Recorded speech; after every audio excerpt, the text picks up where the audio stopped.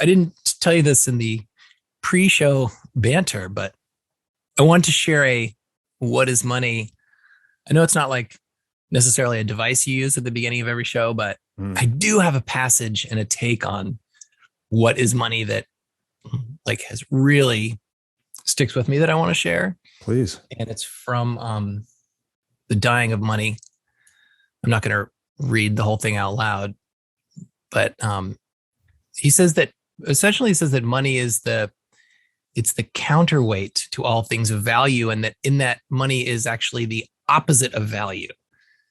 Money has no value.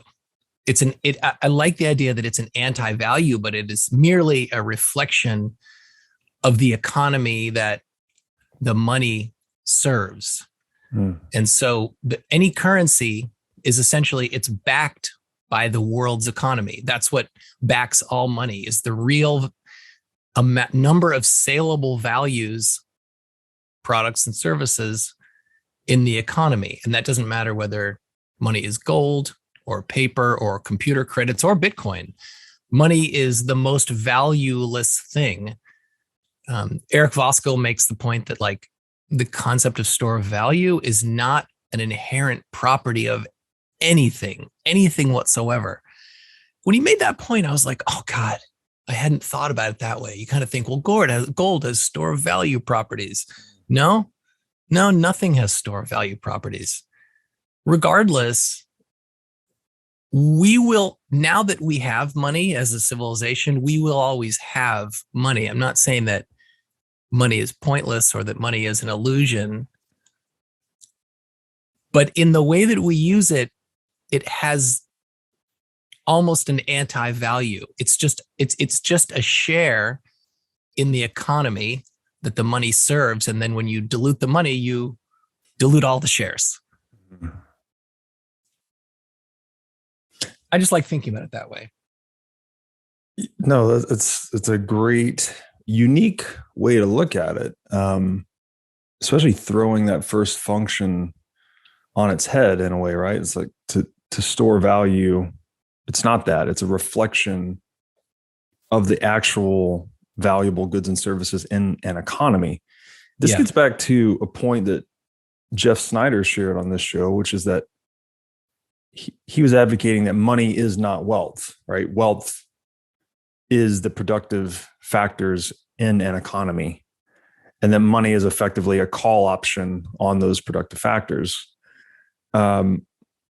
It's also been said that, money is the most beautiful or useful lie ever told, something like that. And this, it kind of begs the question, what is value? And I actually think that's a deeper philosophical question.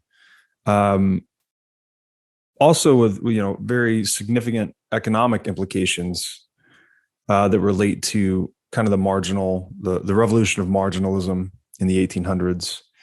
But I think to define it simply is like value ultimately is just relevance, right? We all have aims and purposes we're trying to achieve, and whatever tools or obstacles are relevant to that goal or aim are either valuable or value destructive in the case of obstacles or impediments.